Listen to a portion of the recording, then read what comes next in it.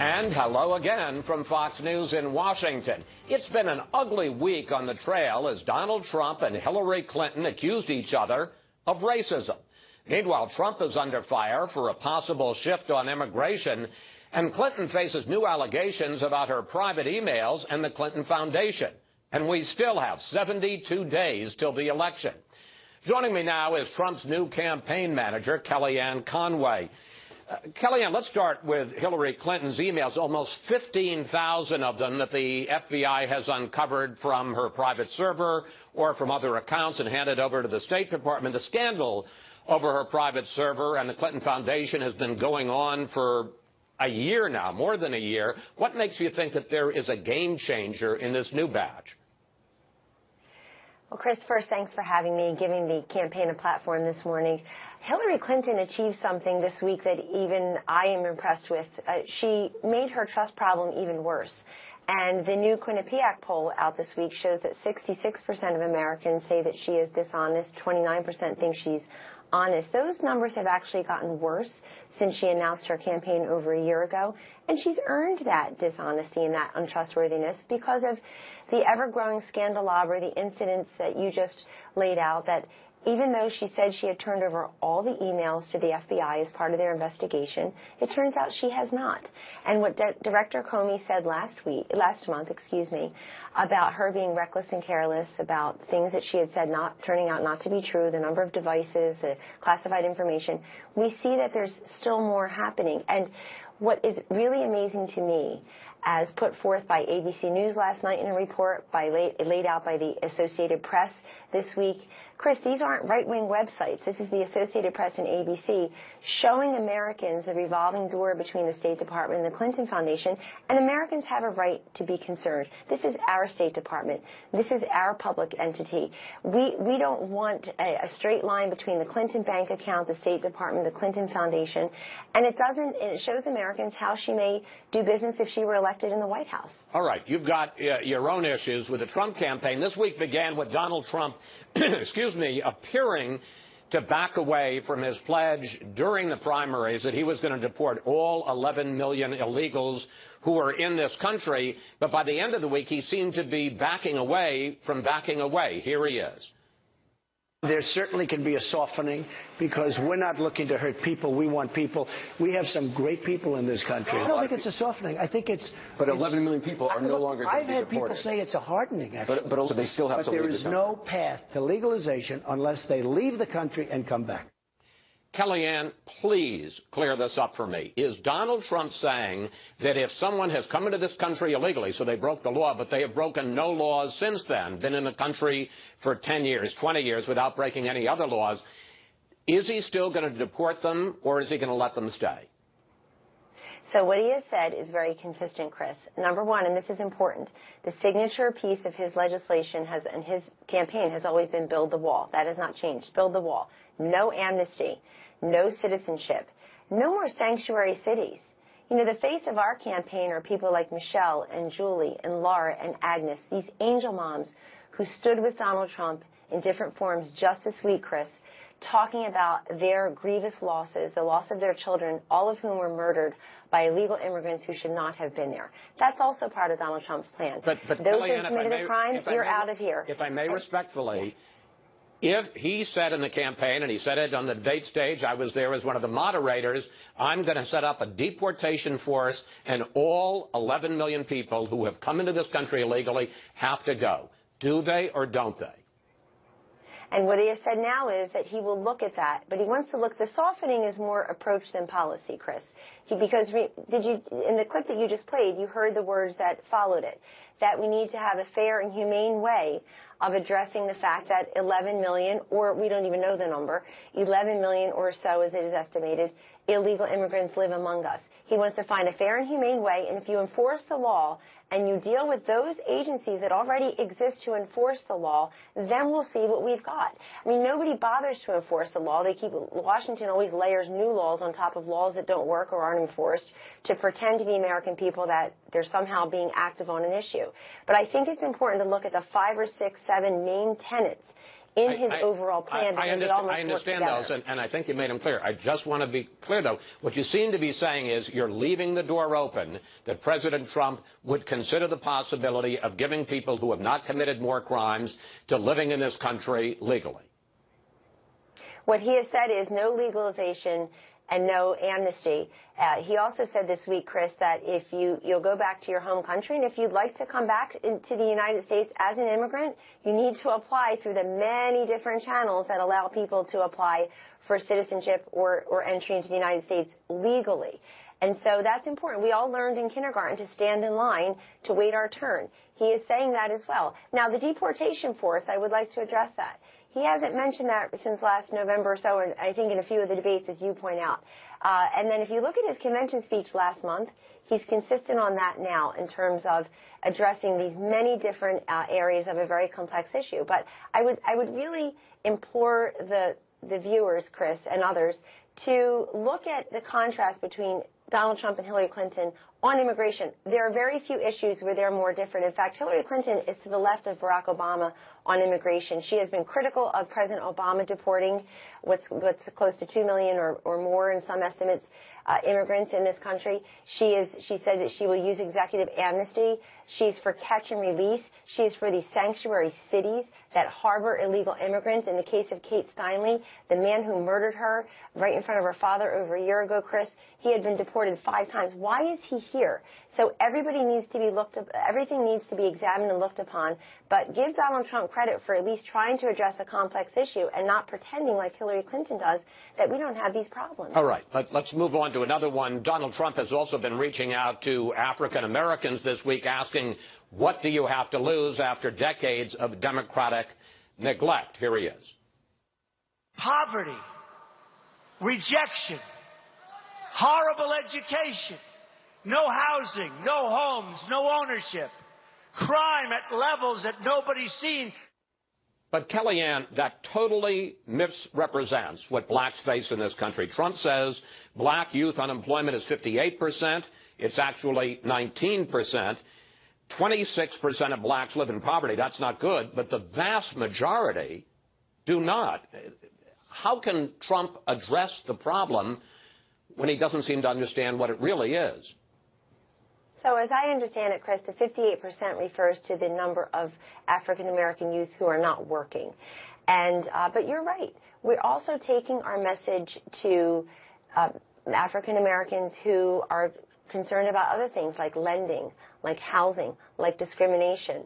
They may live in safe neighborhoods with fine schools, but it certainly isn't what their children deserve. They deserve the same high-quality education as other children, and that's his point. And I sat with him and African Americans on Wednesday, I believe it was, or Thursday, and we had a roundtable, and it was a very productive conversation where he did most of the listening, and they laid out their concerns, they laid out their achievements. Yes. I don't mean to interrupt, but we are running out of time, and I want to pick up on exactly that. Trump has been running for president, though, Kellyanne, since June of 2015. That's 14 months. Question, how many times has he gone into an American inner city and held an event for a largely black audience? I don't know the answer, but I can tell you there are some. Let me just say, would you be surprised if the answer is none? Never? No, I would not be surprised, and I will tell you, Chris, and I pledge to you and everybody who's watching that those events are actually being planned, and we're very excited about them. And look, John McCain and Mitt Romney are fine. They're wonderful human beings, great Americans. They were fine presidential nominees. John McCain got 4% of the African-American vote, and Mitt Romney improved that to a whopping 6%. We're fighting for every single vote, and we're going to leave it all in the field, and that includes going where the voters are and taking the case directly to them in their churches. But you say that. The fact is, in 14 months, he's never once been in an inner city and held an event for black Americans. And there's a tweet that Mr. Trump sent yesterday, I'm sure you're familiar with it, that's gotten a lot of attention after the tragic shooting of the cousin of basketball star Dwayne Wade. Trump tweeted, just what I've been saying, African Americans will vote Trump. Do you think it's right to have that kind of a political response to a personal tragedy? I was pleased that his next tweet expressed his condolences to the Wade family about the death of his cousin. But that horrifying example of a woman who had just signed up her children for school, pushing a baby stroller, that is a nonpartisan issue that should sicken us all. And I also would express my condolences to the entire family, and I'm pleased that he did. But Chris, I'm new to this post, and he's going to take this case right to people where they live. And that includes everyone. We're vying for every vote, every ethnicity, both genders, every age group. This is an American presidential election, and he is going to, I mean, look what Hillary Clinton did this week. My goodness, she missed another opportunity to deliver a speech about Obamacare, or energy, or infrastructure, the economy, or ISIS. She went and she elevated personal insults into an art form. Well, let me ask you about talking policy. Let me ask you about that, because Hillary Clinton, in the speech you're talking about, said that Donald Trump is taking hate groups mainstream. Here she is. Racists now call themselves racialists. White supremacists now call themselves white nationalists. The paranoid fringe now calls itself alt-right. But the hate burns just as bright. You say that she's making personal insults, but I mean, she does have a point. The new CEO of the campaign, I guess he's your boss, is Steve Bannon, who's the head of Breitbart News. And here are some of the headlines that Bannon has written on Breitbart. Birth control makes women unattractive and crazy. And would you rather your child had feminism or cancer? And he has called, Breitbart has called Bannon has called Breitbart the platform for the all-right. Question, this is the man Trump chose to run his campaign? Well, he chose me to manage his campaign, and I report directly to him. But I will say this. The idea that Hillary Clinton, who has been in public life for 30 years, gives a speech this week, Chris, about, it was totally content-free, policy-free address about consultants is just remarkable to me. And I understand Hillary's campaign is now a hot mess. Revelation after revelation, the Clinton Foundation, the State Department, brand new reports just overnight. And it's reflected in the polls. There's a new poll this morning by Morning Consult showing that we cut her lead nationally from 6 points to 3 points in just a matter of 2 weeks. Why? Because people are uncomfortable voting for someone that they think is corrupt and rigged. I know she's trying to divert attention away from her campaign and her State Department email scandals, Clinton Foundation, foreign donations in the tens of millions of dollars by talking about consultants. But the fact is that the hot mess that has become the Hillary candidacy cannot escape the fact that a majority of Americans think she is corrupt and rigged, and they're not going to want that in their next president. Finally, I've got about 30 seconds left. There is a report that Donald Trump is going to be holding a debate prep session today at his golf course in New Jersey. One, is that true? And secondly, how is he preparing for debates? Are you having mock sessions? Is it true that Laura Ingraham is going to play Hillary Clinton? Is he cramming thick briefing books? Well, I'll be at lunch at Bedminster, and I'm sure we'll have a very lively conversation. Look, he's an unconventional candidate, and he's not going to prepare the way Hillary does, which is, you know, lock her in a room and cram her head with all these binders and get the Hollywood types that she raised gazillions of dollars with in fundraisers this week instead of standing with sanctuary city moms, you know, who lost their children. She was in Hollywood raising money. She'll have them helping her consult. He will be prepared for these debates. All of his policy prescriptions that he's putting out just in the last 2 weeks, Chris, on defeating radical Islamic terrorism, on middle-class tax relief, on law enforcement, on taking his case to the communities of color. But is he going to hold, just real quickly, is he going to hold mock debates?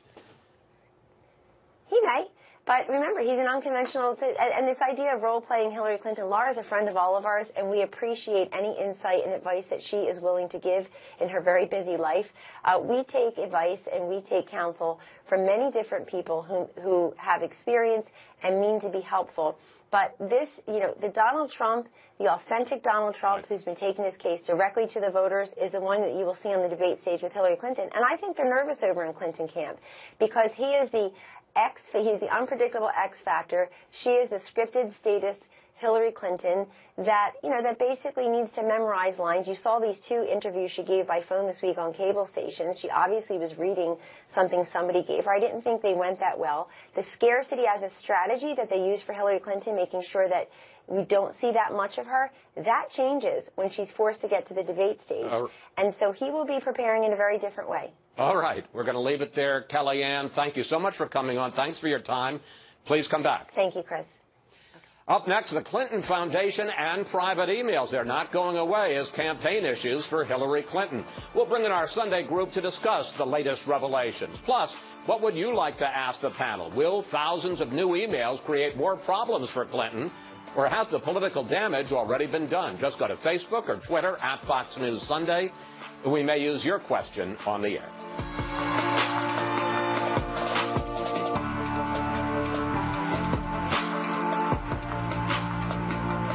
It's hard to tell where the Clinton Foundation ends and where the State Department begins. Neither my husband, my daughter, nor I have ever taken a penny of salary from the foundation. My work as Secretary of State was not influenced by any outside forces. Hillary Clinton on defense responding to Donald Trump's new focus on links between the foundation and Hillary Clinton's tenure as Secretary of State. And it's time now for our Sunday group. Syndicated columnist George Will, Fox News political analyst Juan Williams, Susan Page from USA Today, and GOP strategist Karl Rove. Well, I want to start with the remarkable number that the Associated Press came up with this week and that Kellyanne Conway just referred to. During the first half of Clinton's time as Secretary of State, she met with 154 people from private interests, not U.S. or foreign officials. 85 of them, more than half, were donors to the Clinton Foundation who contributed as much as $156 million to the foundation. Karl, I don't have to tell you, money does buy access in this town, so is there anything new here? Yes, the volume is jaw-dropping. You left out another number, nearly 150 phone calls, phone messages left by the CEO of the Clinton Foundation for Cheryl Mills, Hillary Clinton's chief of staff. At State. So how many phone calls was she able to receive beyond that? This is in a 2-year period. She left a message every 3 days. Looks like she was constantly in communications. Hillary Clinton says, I know there's a lot of smoke there and there's no fire. Well, there's a lot of fire there. The more we look at this, the more we see favors being traded, people being appointed to boards they shouldn't have been on, people attending meetings that they shouldn't have been at, people being invited to state dinners, people being able to circumvent the normal processes of the State Department in order to get special pleading in front of the Secretary. Juan, when you see all of the emails from people in the Clinton Foundation to Cheryl Mills to Uma Abedin, these are the people right at the right hand of Hillary Clinton in the State Department. When you see the phone messages, all of that, does it trouble you at the coziness of the relationship? Oh, yes. It sets off alarms in my mind as a journalist. I mean, even before I knew about the AP report, the phone calls and the like, I mean, the whole structure, Chris, seems to me to invite suspicion, the idea that there's some quid pro quo for access going on. So it's concerning to me. Let me just say in all fairness, I think the foundation does good work, malaria, HIV, and the like. But there's no getting away from the appearance of impropriety here. I'm astounded that this foundation has existed since, in fact, the 1997, during President Clinton's tenure. I don't understand how Mrs. Clinton doesn't see that this would invite people, including the Boston Globe, Ed Rendell, fellow Democrats, to say, this is a problem. You can't do this. She had to sign an agreement with the Obama administration, which she apparently violated, by going about these kind of phone calls, meeting people, even if it's, you know, I don't think there's any evidence of impropriety, just by the standard you set. Lots of people say access is for money in this town. But still, if there is no evidence of illegality, the appearance of trouble abounds. Let me just quickly pick up with you on Karl, because that is the defense of the Clinton campaign at this point. There's no smoking gun. There's no official act that was done. There's plenty of smoking guns available. Steve Hayes has a great piece in this week's Weekly Standard on it. Let me just give you one example. The largest donor from Ireland who gave between $10 and $25 million is a guy named Dennis O'Brien. He has the cell phone concession in Haiti. And when the earthquake happens, what happens? he ends up getting USAID grants. He participates in a $10 million grant for the development of mobile banking put together by USAID and the Gates Foundation. Then he starts partnering with USAID on education initiatives. In all the news releases, the amount of money the federal government is putting in is spelled out, but never is it spelled out what is being put in by him. And then Bill Clinton personally intercedes and arranges for the construction of a $45 million luxury hotel owned by him, works it out with Marriott to build the hotel, goes to a World Bank affiliate to get the money, and presides over the dedication ceremony. And he is the largest contributor from Ireland. Okay, let's switch to, because there was another revelation this week about Clinton and emails, and that's the fact that the FBI had apparently uncovered almost 15,000 new ones that we didn't know about, either from this supposedly wiped clean server or from other people's email accounts. And because of lawsuits, there's going to be a steady release of these emails between now right through Election Day. George, how big a deal is that? Well, it's a big deal in that it demonstrates redundantly what a tangled web we weave when first we practice to deceive. I mean, she has just been all along, her judgment appears worse and worse. Second, because this is all tangled up with the foundation, this really illustrates the Clintons' graspiness. That's a word that the Washington Post used in an editorial 15 years ago when the Clintons absconded with some of the White House furniture. So we've been down this before. The question is this a big deal electorally? I've got my doubts. I'm not sure how many people have made up their minds already and remain to be persuaded. Voting begins in this country on September 23rd, so it's coming up on us and fast in North South Dakota and, I think, Minnesota. The five of us are peculiar people. We're really interested in all the details of this. 30% of Americans can name their 2 senators. A majority of Americans can't name the 3 branches of government. They're not paying that much attention. Well, I want to pick up on that, because that's what we asked you for questions about it. That was the political impact of these new revelations about the emails. And you had a lot of answers. Craig Coldren sent this on Facebook. Does anything matter when her supporters don't care? And I love this one. Bill Smith sent this on Twitter. If you want me to tweet about this, donate to the Bill Foundation, 10% administration fee, and pay my wife to make a speech. Susan, this has been going on, whether it's the private emails, whether it's the Clinton Foundation, at least since March of 2015. And I guess the question is, if a voter hasn't been turned off already, and obviously she has a lead in the polls, are these new revelations going to turn them off and make them change their mind? I think the election is partly baked, but it's not entirely baked. And there is still some swing in the election. We have a morning consult poll this morning that shows only a 3% lead for Hillary Clinton. That's pretty close. It does reinforce the worst impression that voters have about her, that she always pushes the edge of the envelope. I think there's not any clear evidence so far of something that was criminal. It's not even unusual. It is pretty politically unsavory. And I actually think it reinforces not only questions about honesty and trustworthiness, but the idea that she is a creature of the status quo in a year when Americans are really hungry for change. And does the fact, I mean, we were talking about this, does the coziness of the relationship, the fact that she met with 85 people, the fact that there are dozens of, the fact that it seems that Doug Band, who is one of the top Clinton Foundation officials and also a personal aide to Bill Clinton, is just back and forth all the time, sending notes to Cheryl Mills and Uma Abedin with various asks.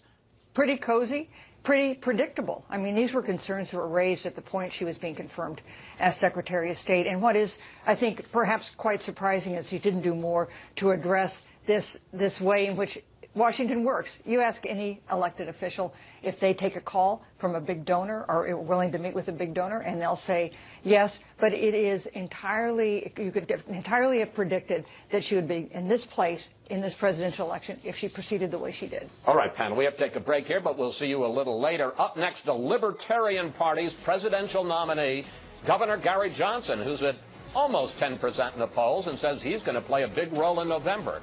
Plus, what do you think? Does Johnson have a shot at swinging the election? Let me know on Facebook or Twitter at Fox News Sunday.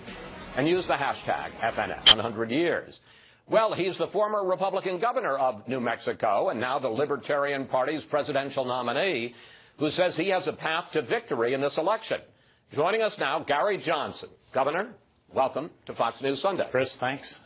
Your campaign manager says you have a two-part strategy to win the White House. The first part is that you have to get on that stage for the presidential debate starting September 26th.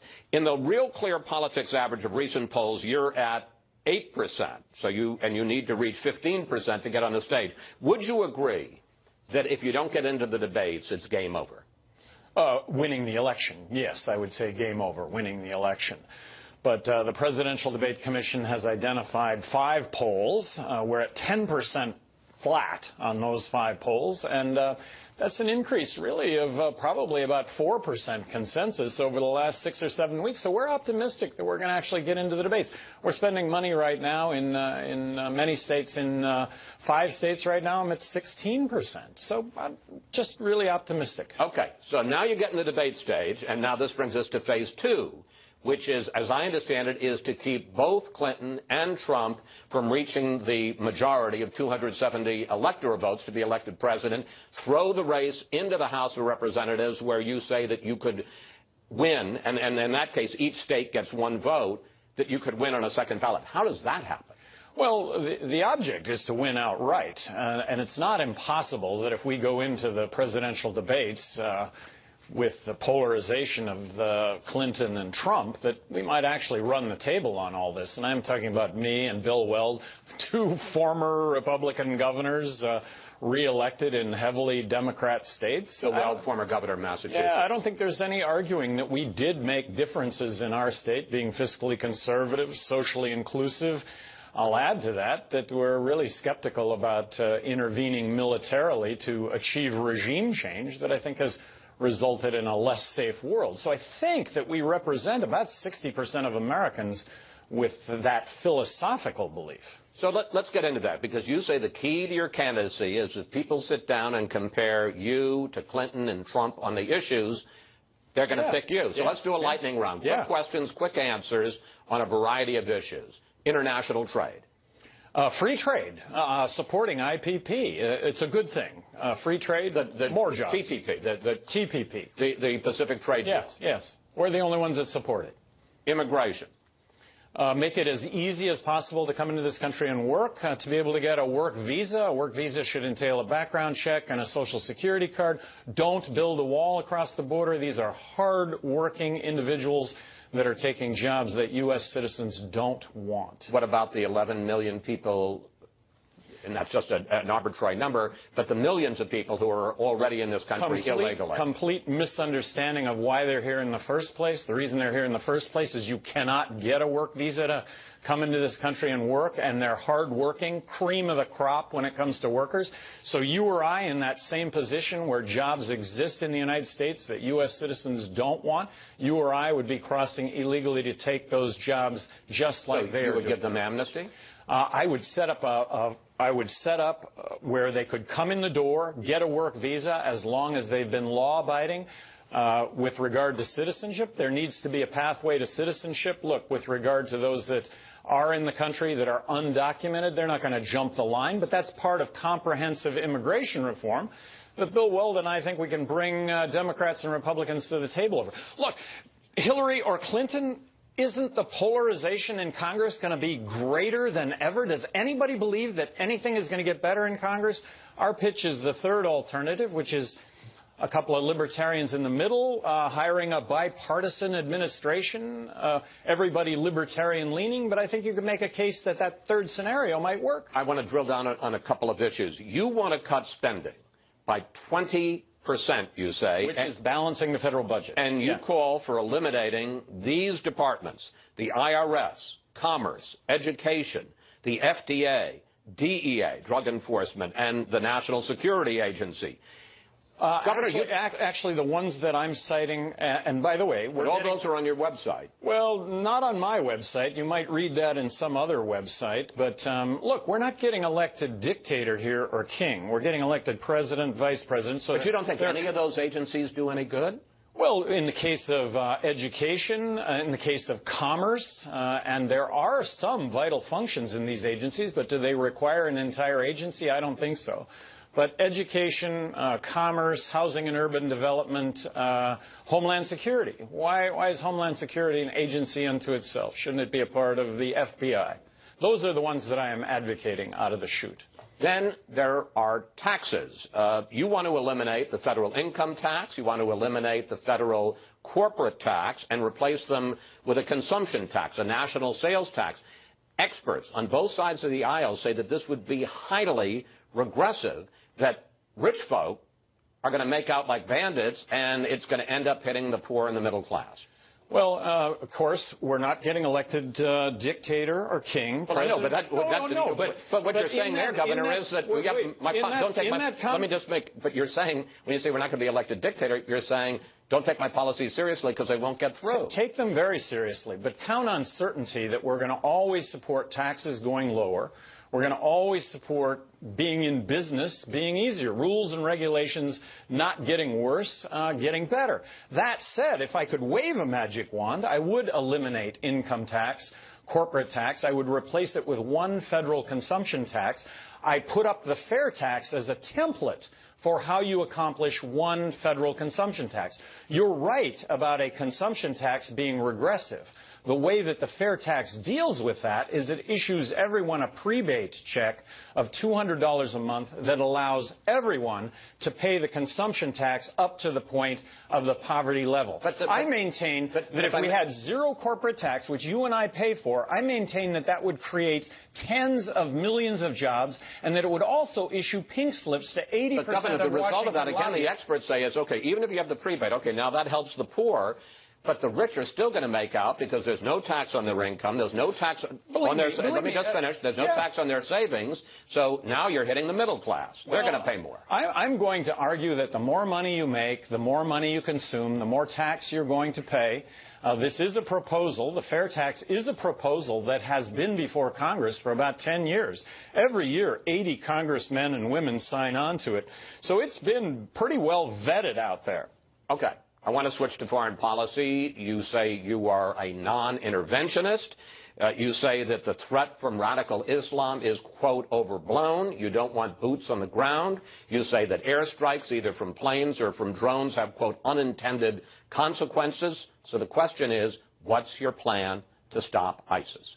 Well, I do believe that if you want to look at ISIS, that they are regionally contained. Think of them as sands through an hourglass. We're going to see those sands through the hourglass. There was a poll a couple of weeks ago. Wait a minute. I mean, what happens to the attack in Belgium? What happened to the attack in San Bernardino? What about the attacks in France? We can call these ISIS-inspired attacks. Do they come directly, geographically from ISIS? Well, in the case of France, they'd seem to, yes. Well, Chris, a poll among active military personnel 2 weeks ago. Who do they favor for president of the United States? Me. So what are they saying? What they're saying is judicious use of the military. If we're attacked, we're going to attack back. But the fact that we involve ourselves in regime change has resulted in the unintended consequence of making things worse, not better. And nobody's standing up to this. Hillary Clinton, Barack Obama, not intentional. They go in, they support the opposition in Libya and Syria. The opposition's aligned with ISIS. We arm the opposition. Now those arms are in ISIS hands. This is the unintended consequence of our foreign policy. So basically we're going to contain ISIS. We're not going to eradicate it? Well, if we eradicate it, and hey, you know, not that we're going to continue to stay engaged in that, but there'll be a void when that gets eliminated. We didn't even hear about ISIS until 2 years ago. This was Al-Qaeda until it became ISIS, and wipe out ISIS and it'll be something else. Look, the biggest threat in the world right now is North Korea. We need to deal with the civil war in Syria. That's joining hands with Russia diplomatically to see that through.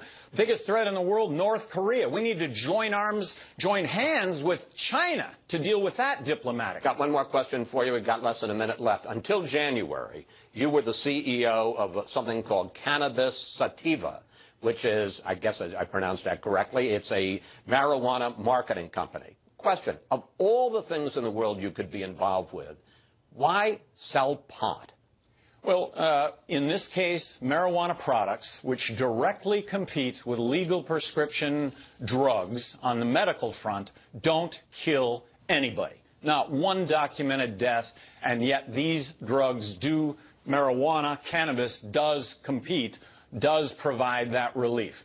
So it seems to me that there needs to be research and development in this area that can't currently happen because marijuana is listed as a Class 1 narcotic. As President of the United States, I would delist marijuana as a Class 1 narcotic. This is going to be an issue that is left up to the states, just like alcohol. And then on the recreational side of this, Chris, I have always believed that legalizing marijuana will lead to less overall substance abuse because it's so much safer than everything else that's out there, starting with alcohol.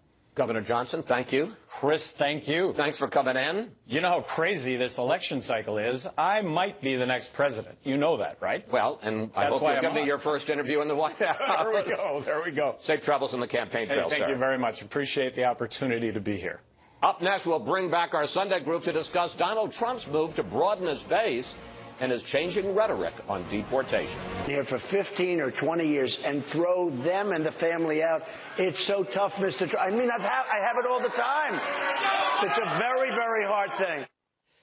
Donald Trump opening the door this week to possibly moving more to the center on immigration policy. And we're back now with the panel. Carl, it's been fascinating to watch Trump this week on this issue. First, he said there was a softening. Then by the end of the week, he said there's a hardening. Is his opening the door to possibly softening on the idea of deporting all 11 million people in this country illegally, is that good politics?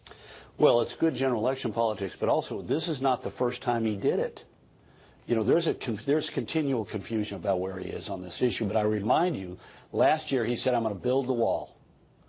And then he said, I'm going to build the wall and we're going to put a big, beautiful door in it so that they can come back, leaving the impression that all you had to do was do what's called touchback. This is Senator Kay Hutchison's proposal in 2006 and 7.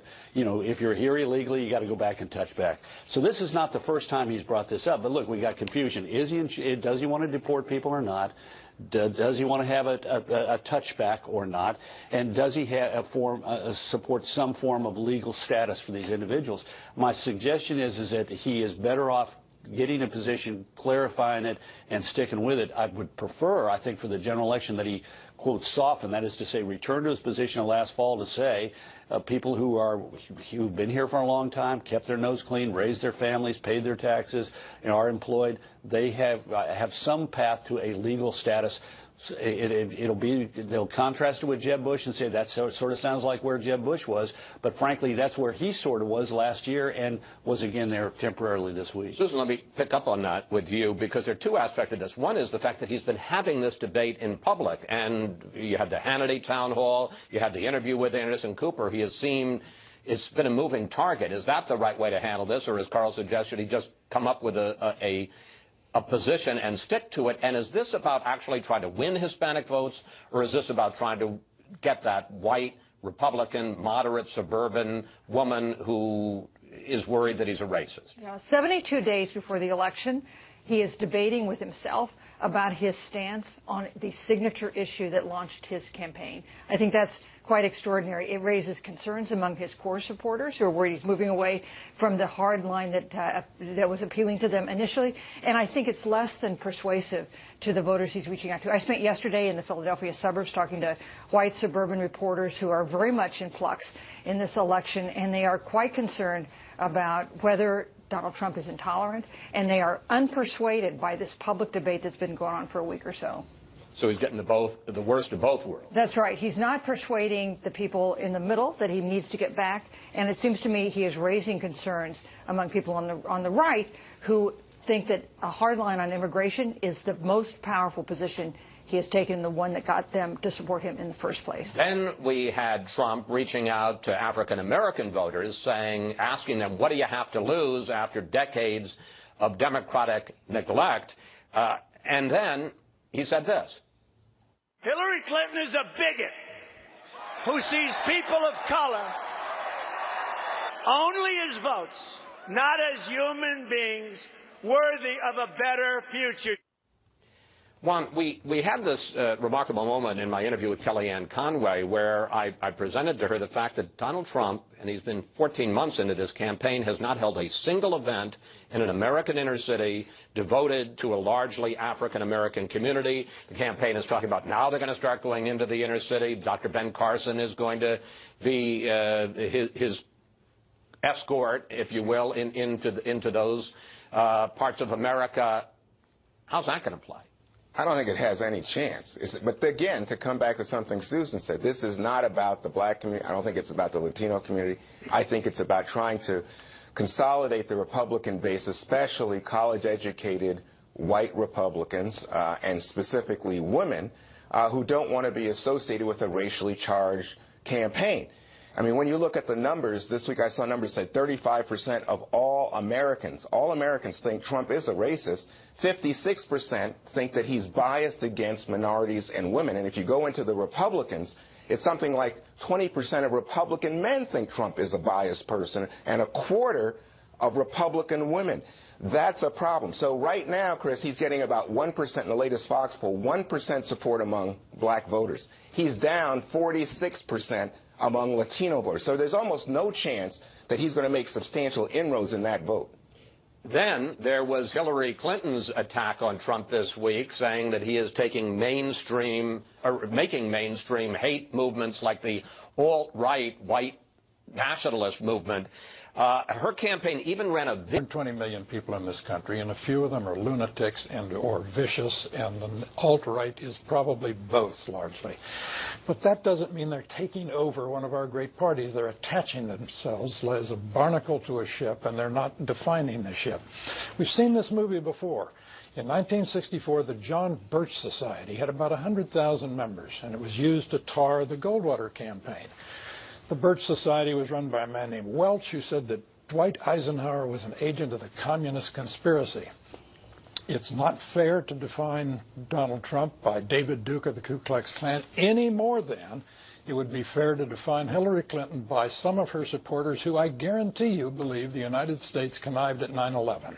They're nuts on both sides of this Sunday. But, George, when you see Paul Ryan, the Speaker of the House, say that Donald Trump has engaged in textbook racism in what he had to say about Judge Curiel, unable to be a judge because of his Mexican heritage, I think that's a little bit noxious. Yeah, but this week, you got 15 seconds. This week, at a fundraiser, Cher stood up and said Donald Trump reminds her of Adolf Hitler, Stalin, is a racist, insane, and a lunatic. And Hillary Clinton said, "We're so excited that Cher is with us tonight." Well, she always was a Cher fan. There we gotta go. Thank you, Paddle. See you next Sunday.